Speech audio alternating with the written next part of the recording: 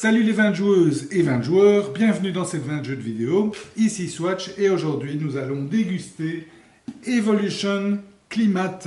Evolution Climate qui est un jeu de 2 à 6 joueurs d'une durée d'environ 1 heure, édité par North Stars Games et chose étrange pour un jeu de société moderne, le ou les auteurs ne sont pas marqués sur la boîte nulle part, donc je ne sais pas vous dire dans cette vidéo, mais vous pourrez voir sur la fiche de 20 jeux qui sont les auteurs. Evolution Climate, c'est le jeu Evolution, si vous connaissez, qui est sorti il y a quelques années, agrémenté de l'extension Climate, le tout en un, donc c'est un jeu standalone.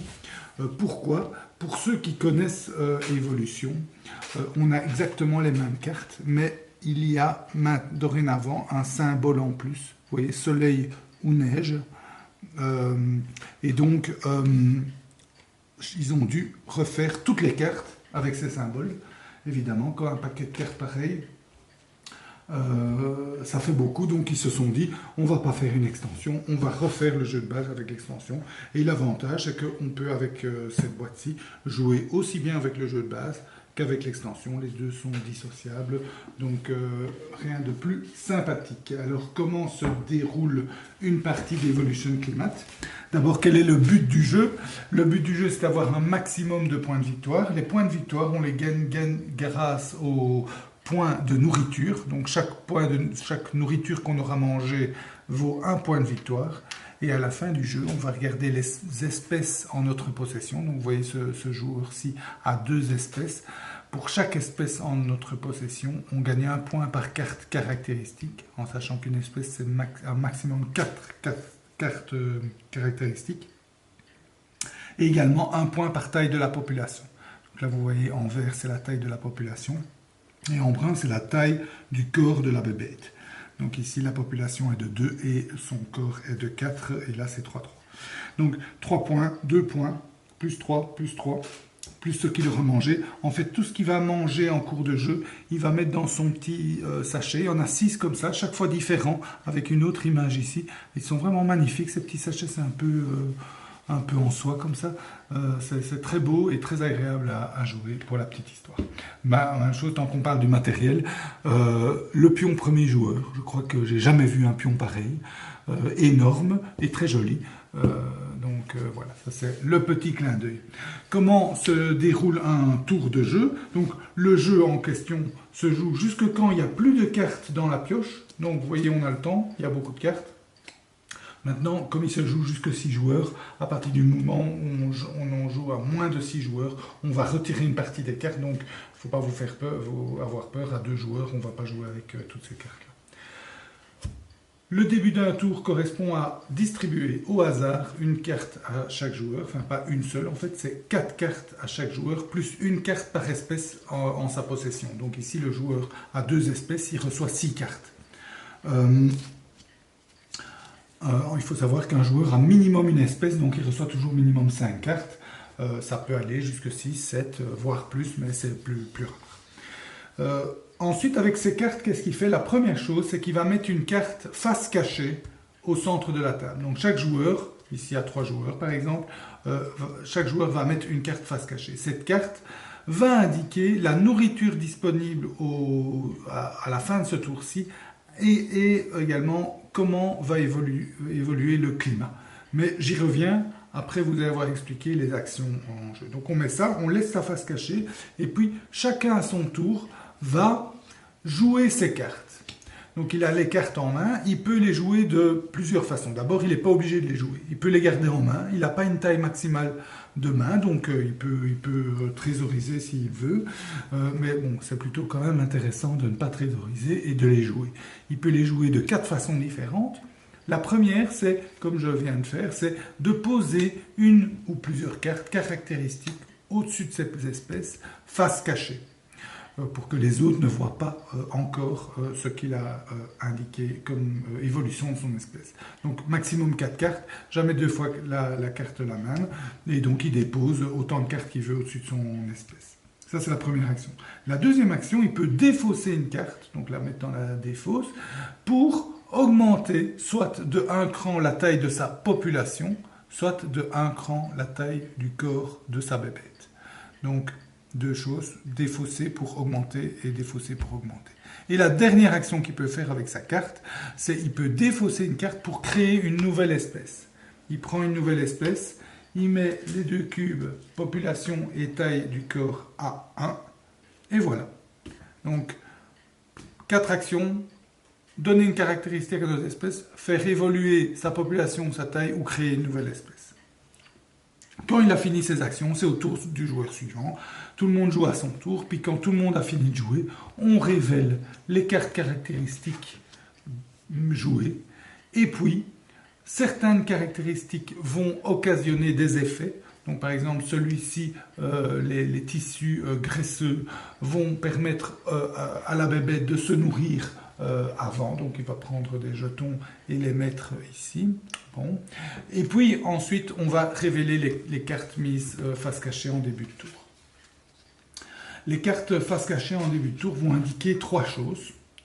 La première chose qu'elles vont indiquer, c'est le climat, l'évolution du climat. Donc, on regarde le nombre de soleil et le nombre de neige sur les cartes. Donc, ici, il y a plus de neige que de soleil. Et le climat, évidemment, ceci c'est l'extension, le climat va évoluer vers le froid. Et donc va passer d'un climat froid d'un climat relax, on va dire, cool, à un climat cold, à un climat froid. Dans ce climat froid, qu'est-ce qui se passe? Il y a ça qui se passe. Donc, c'est-à-dire que tous les animaux de taille 1 ou 2 vont perdre une population. Bon, ici, celui-là ne perd pas puisqu'il est de taille 3. De taille 3, pardon, ici. Celui-là non plus ne perd pas puisqu'il est de taille 4, mais celui-là est bien de taille 1. Il perd donc une population. Comme sa population est à 1, eh bien, la population qu'il vient de créer, malheureusement, s'en va. Et donc, il va falloir refaire pour lui le travail. Ça, c'est la première chose qui a lieu. Quand le pion climat arrive sur un climat avec un événement, eh bien, on actionne l'événement. Donc, par exemple, ici, l'éruption volcanique va faire qu'on va passer directement en âge de glace, ce qui est vraiment très dur, puisque tous les animaux vont perdre 4 populations. C'est très dur de survivre à l'âge de glace. Ici, quand le climat arrivera éventuellement ici, eh bien, il y aura le désert qui fera qu'ils auront beaucoup moins de nourriture à leur disposition. Ça, c'est le premier effet. Le premier effet donc des cartes dévoilées, c'est le climat. Et bon, évidemment, il y a du hasard, mais bon, il y a quand même un joueur qui a joué ça, donc il a voulu influencer le climat vers le froid. Il y a un autre qui a joué ça et qui n'a pas réussi, lui, à faire évoluer le climat vers le chaud. Le deuxième effet des cartes, c'est la nourriture disponible à ce tour-ci. Donc on va compter dans la petite feuille les nourritures. Donc ici vous en avez 8, moins 1, 7 nourritures. Mais comme on est dans un climat froid, c'est encore moins 4. Donc 3 nourritures. On va prendre 3 nourritures dans le stock et on va les mettre disponibles au centre de la table. Voilà, ça c'est l'effet des 3 cartes. On peut les mettre dans la défausse. Et puis, chaque bébête, à son tour, va se nourrir. Et donc, à partir du premier joueur, chacun va nourrir une de ses bébêtes. Comment? Il prend un jeton nourriture et il le met là. Une bébête est totalement nourrie quand il y a assez de nourriture jusqu'à son jeton population. Donc, dans ce cas-là, quand il est au maximum, eh bien, à la fin du tour, les 3 nourritures qu'il aura mangées, il va pouvoir les stocker dans son sac et ça sera 3 points de victoire. Donc, chacun à son tour prend une nourriture, les autres, même chose, etc. Jusque quand, soit tout le monde est rassasié, soit il n'y en a plus. Si on n'a plus, si par exemple il est comme ça à la fin du tour, eh bien, sa population, il y en a qui vont mourir de faim, donc sa population va diminuer à 2 pour matcher avec les nourritures qu'ils ont. Mais il y a deux types d'animaux en jeu. Il y a les herbivores et les carnivores. Donc les carnivores se remarquent parce qu'ils ont une caractéristique carnivore.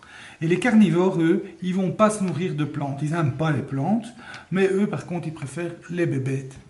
Et donc, il va attaquer une autre bébête. Pour pouvoir attaquer une autre bébête, il faut que la taille de son corps soit supérieure à la bébête qu'il attaque. Donc ici, c'est le cas.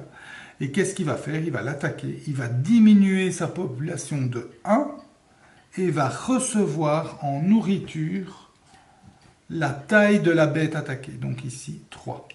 Mais comme sa population est à 2, ben, il va se suffire avec 2. Donc évidemment, ça ne va pas être facile pour les herbivores de faire face aux carnivores, puisque les carnivores vont leur faire diminuer leur taille de population. En plus ici, comme il était déjà nourri, le jeton va au joueur carnivore. Donc le joueur carnivore va gagner des points par rapport aux, ici je remets simplement à 0, par rapport aux herbivores. Mais les herbivores ne vont pas pour autant se laisser faire. Ils vont pouvoir mettre des cartes caractéristiques qui vont les aider à se protéger contre les carnivores. Donc par exemple, cette caractéristique-ci fait qu'un carnivore ne peut les attaquer que si sa population est supérieure à la population de l'attaquer. Ce qui n'est pas le cas, donc ici le carnivore ne pouvait pas attaquer cet herbivore-là. Évidemment, un carnivore qui sait attaquer personne, mais meurt de faim aussi, et c'en est fini pour son espèce. De plus, cette carte-ci dit que dès qu'il a plus faim, donc quand il s'est rassasié, eh bien, on ne peut pas l'attaquer, il est protégé, il va dans son petit trou, il a mangé, on ne sait plus l'attaquer. Donc, 2 cartes qui le protègent des carnivores, mais ce n'est pas pour ça que les carnivores sont démunis, ils peuvent aussi avoir des cartes, donc par exemple, cette carte-ci, c'est l'intelligence, le carnivore peut, en défaussant une carte de sa main, peut ignorer une carte adverse. Donc imaginons que la créature était comme ça, elle était inattaquable parce que sa population est supérieure grâce à cette carte, mais grâce à son intelligence, le carnivore défausse une carte, ignore cette carte et donc peut l'attaquer. Donc voilà, donc vous voyez, c'est un petit combat. On va d'ailleurs tout doucement construire, soit si on fait un herbivore, on va essayer de bien le protéger avec les caractéristiques qu'on va construire pour qu'il ne se fasse pas attaquer par les carnivores. Et si par contre on est en train de construire un carnivore, eh bien on va faire l'inverse, on va le construire pour qu'il puisse attaquer même ceux qui se protègent. Tout ça se passe évidemment avec une distribution de cartes aléatoires, il faut donc accepter un certain hasard. Donc bien qu'on en pioche vraiment beaucoup, donc ce serait malheureux qu'avec toutes les cartes qu'on pioche, on ne tombe pas sur la carte ou les cartes recherchées. Mais bon, il y a quand même du hasard, il faut l'accepter, ça reste un jeu léger, mais très dans son thème.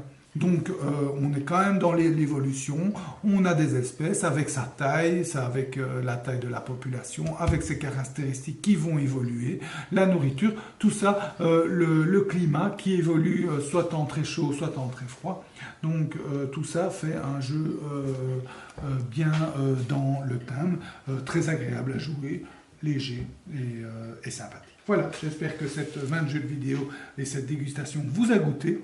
Je vous souhaite de bien vous amuser et à bientôt. Santé!